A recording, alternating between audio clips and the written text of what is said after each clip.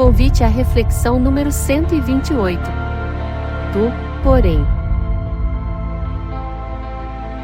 Olá a todos, eu sou a Maria Amélia, trabalhadora do Joana de Ângeles, e estou muito feliz por estarmos juntos refletindo sobre uma lição muito especial que está no livro Vinha de Luz, de Emmanuel, psicografado por Francisco Cândido Xavier. Antes, meus amigos, vamos serenar a nossa mente e elevar os nossos pensamentos ao Mestre Jesus em agradecimento por seu Evangelho de luz e que sejamos receptivos aos seus ensinamentos hoje e sempre. Que assim seja. Bom, queridos, e o nosso tema começa como uma importante advertência do apóstolo Paulo ao seu companheiro e cooperador Tito. Tu, porém, fala o que convém à sã doutrina. Por que será que o apóstolo foi tão enfático nesta frase? Tu, porém. Paulo e o seu filho na fé, Tito, haviam passado muito tempo juntos propagando o Evangelho. E foi após a estada em Éfeso que Paulo decidiu enviá-lo a Corinto. Com este aviso, pois constatou que os líderes das congregações cristãs em Corinto afirmavam conhecer Jesus, mas o negavam com as suas obras. Vocês já ouviram a frase: faça o que eu falo, mas não faça o que eu faço? Pois é, meus amigos, era exatamente isso que estava acontecendo por lá. E como Paulo sabia que Tito se comportava verdadeiramente como um cristão, ele poderia sim ser um exemplo para os fiéis da igreja em Corinto, já que a sã doutrina, que eram os ensinamentos, as orientações, as recomendações dos pensamentos cristãos, deveria fazer parte da vida das pessoas. Tu, porém, fala o que convém à sã doutrina.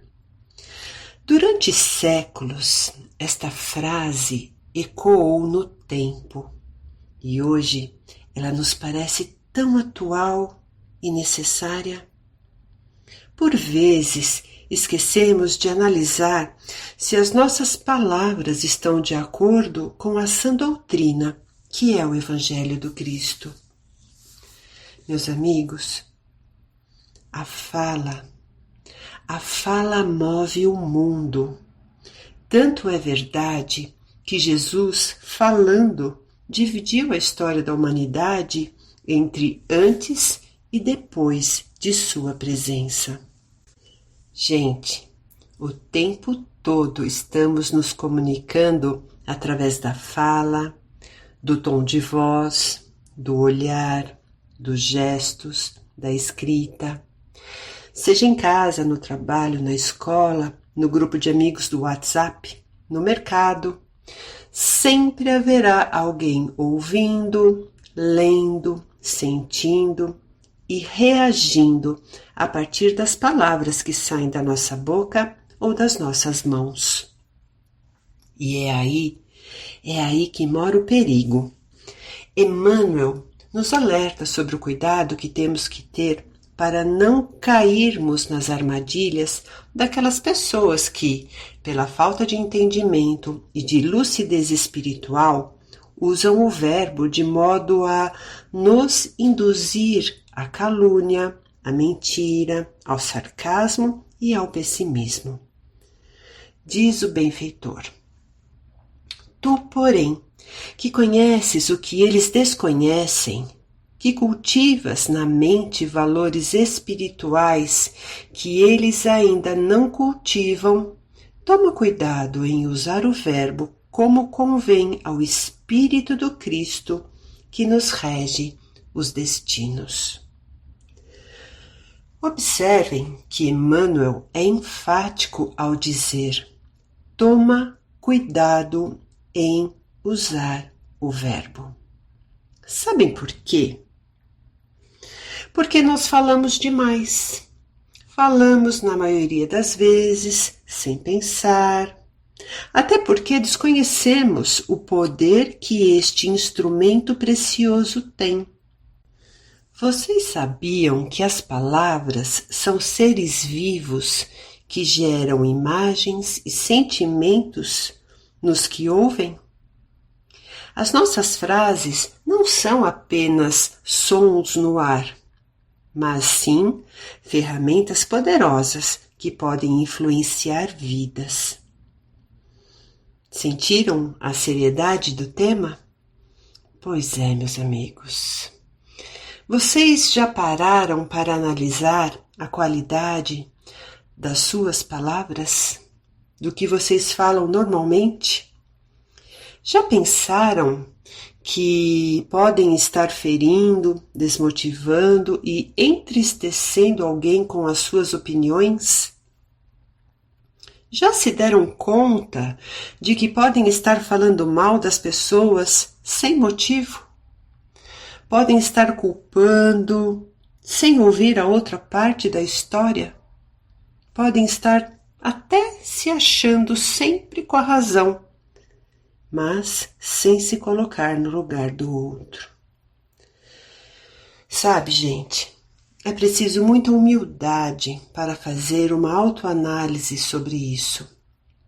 Lembrando que humildade não é sinal de fraqueza e nem está ligada à dificuldade de se expressar.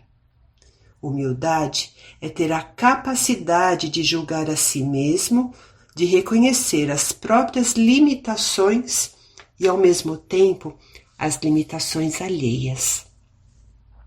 Ser humilde é defender as próprias ideias e também respeitar os que pensam diferente. Sabe, gente, a nossa existência neste plano é muito curta para ficarmos julgando os outros. Vocês não acham? Certa vez, Jesus sabiamente disse: não julgueis para não serdes julgados. Quanto tempo ainda levaremos para que esta lição seja aprendida por nós? Observem, enquanto somos especialistas em condenar, o Mestre era especialista em acolher. Temos a maior facilidade em expor os defeitos dos outros, as chagas dos outros, e ele fazia de tudo para encobri-los. Enquanto somos peritos em criticar, Jesus era perito em compreender. O tempo todo encontramos alguém que faz questão de ter uma opinião formada sobre tudo e sobre todos. E quando ele insiste em dar sua opinião, sem pensar direito, sem avaliar o cenário todo, temos então um problema. Aliás, um grande problema, que além de afetar a si próprio, deixa rastro de tristeza por onde ele passa.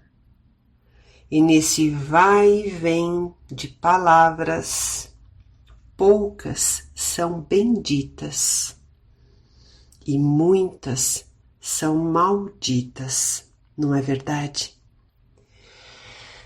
Sabem, meus amigos, procurar diminuir os outros para se exaltar, apontar o defeito alheio para se valorizar, fazer comparações desnecessárias, falar palavras negativas como: ah, você não tem jeito, ah, você sempre erra, você sempre faz a mesma coisa e nunca aprende. essas pequenas frases, aparentemente tão inofensivas, além de rotular a pessoa, têm o poder de bloquear a sua motivação e destruir, muitas vezes, a sua identidade e autoestima.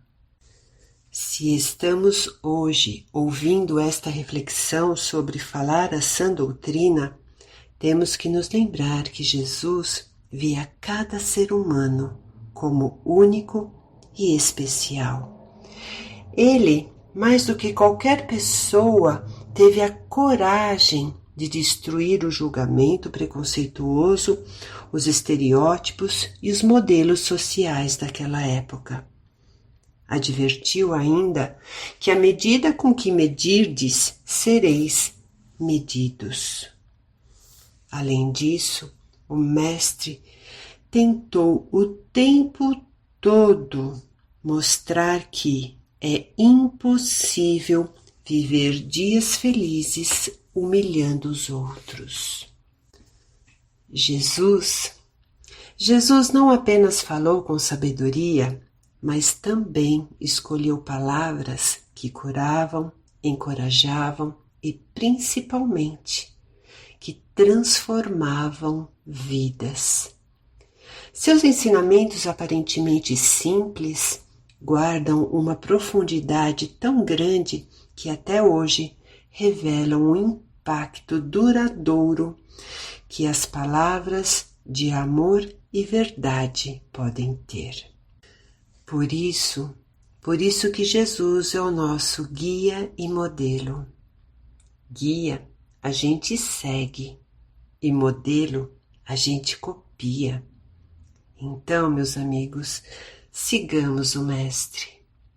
Tá certo que segui-lo do jeito certo exige uma grande dose de humildade, coragem, maturidade espiritual e muito amor. E se não ficarmos firmes neste propósito, seremos então presas fáceis da impulsividade, do negativismo e da crítica. Machucaremos e seremos machucados. Então, antes de sermos reativos e falarmos o que vem à nossa cabeça, vamos parar um pouco, respirar, contar até 10, tomar água e procurar acalmar a mente primeiro. Temos o direito de dar a nossa opinião? Sim, com certeza. Mas que façamos na hora certa, com equilíbrio e sensatez, pois as palavras carregam energias invisíveis que vêm da nossa mente e do nosso coração. Jesus, um profundo conhecedor da psique humana, já dizia: a boca fala do que está cheio o coração, revelando que a fala é o canal por onde o nosso eu se expressa. Mas falar o que convém à sã doutrina não se trata apenas da moderação de palavras indevidas ou impróprias antes de as pronunciarmos. Esta frase tem um sentido muito mais profundo. Trata-se de um programa de educação espiritual através do qual trabalha-se o íntimo, renovando os valores morais, orientando os sentimentos e pensamentos nos padrões evangélicos, de tal forma que se transformem em boas palavras e estas se traduzam em ações da mesma natureza. E Paulo, em sua carta aos Efésios, pode nos ajudar ainda hoje neste objetivo, ao recomendar: não saia da vossa boca nenhuma palavra torpe, ou seja, nenhuma palavra imoral, indecente e indigna, mas só a que for boa para promover a edificação conforme a necessidade e para que beneficie aos que ouvem. Ele já sabia, desde aquela época, que quando escolhemos palavras positivas, que inspiram e que elevam, contribuímos para um ambiente melhor, dentro e fora da gente. E este cuidado não apenas reflete a nossa sabedoria e sensibilidade, como também faz com que as pessoas se sintam queridas, valorizadas e compreendidas. E quando elas se sentem assim, apesar das diferenças naturais que existem entre os seres, os laços de amor, de amizade e de confiança se fortalecem e os relacionamentos tendem a se tornar mais e mais saudáveis e harmoniosos. E não é isso que todos nós queremos e precisamos, meus amigos. Agora, temos que nos lembrar que, por outro lado, as palavras ásperas, as críticas, os julgamentos e as reclamações funcionam como espinhos que, com o tempo, causam feridas profundas e, na maioria das vezes, desnecessárias. E, por falar em feridas profundas, se pararmos para pensar um pouquinho, todos nós trazemos na memória algo desagradável que alguém nos disse. Certamente que, se esse tipo de lembrança veio à nossa mente, foi porque ela nos impactou de alguma forma. Pode ter acontecido na infância, na adolescência ou na fase adulta, não importa. E hoje, apesar de não existir nenhuma emoção envolvida, a cicatriz daquela palavra ainda está lá, dentro da gente.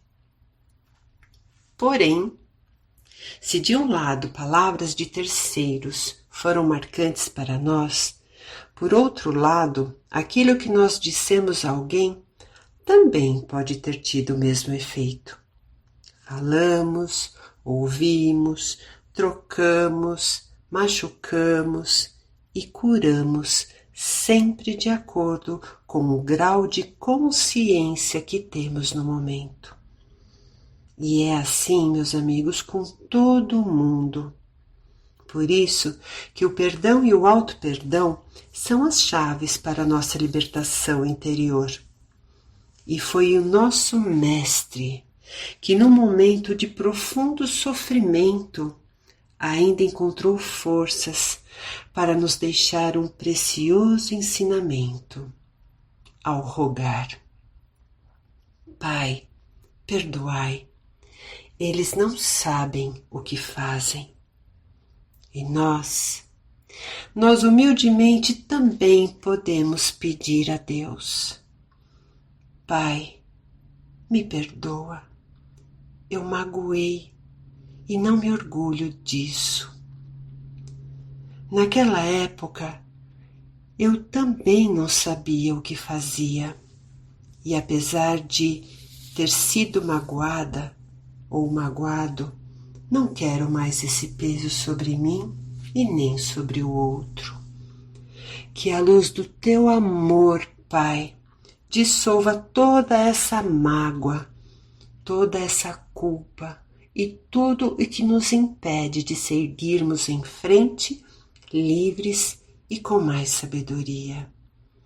Porque hoje eu sei que posso ser e fazer diferente, pois o Evangelho do Cristo transformou a minha mente e o meu coração. Me perdoa, Pai. Que assim seja. Sim, meus amigos, Jesus transformou a nossa mente e o nosso coração, e graças às oportunidades de estudo e de trabalho que recebemos nesta casa querida, sentimos que hoje somos melhores do que ontem. E se continuarmos firmes no caminho do Cristo, com certeza amanhã seremos melhores do que hoje. A escolha, como sempre, é nossa. Até porque a mensagem do Cristo é como um interruptor. Tem gente que escolhe acender a luz e ver a beleza em tudo e em todos. Já outros preferem ficar no escuro, perdidos nas ilusões do próprio personalismo e em suas crenças limitantes.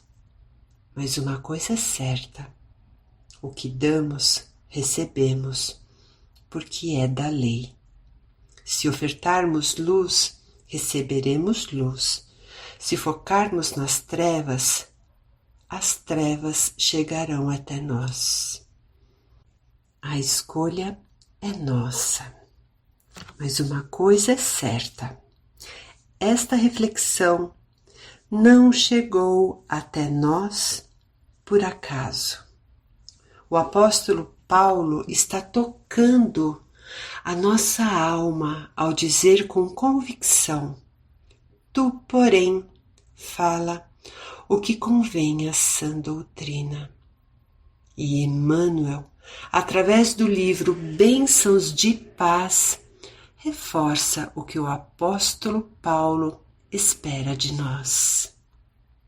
Ao dizer: conversando ou escrevendo, informando ou pregando, imunizaremos a nossa área de obrigação, desterrando o mal, seja de nosso pensamento, seja de nossa palavra.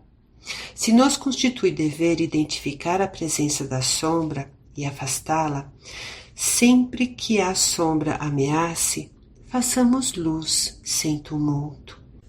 Mas fujamos de comprometer a obra do Senhor, pisando ou repisando deficiências, chagas, mazelas e infortúnios alheios, convictos de que fomos chamados a falar o que convém à sã doutrina. É isso, meus queridos amigos. Agradeço a atenção de todos e rogo para que a consciência crística nos ilumine e faça da nossa voz um instrumento sublime, capaz de elevar, curar, bendizer e abençoar em nome de Deus. Um beijo no coração e paz e luz a todos. Graças a Deus.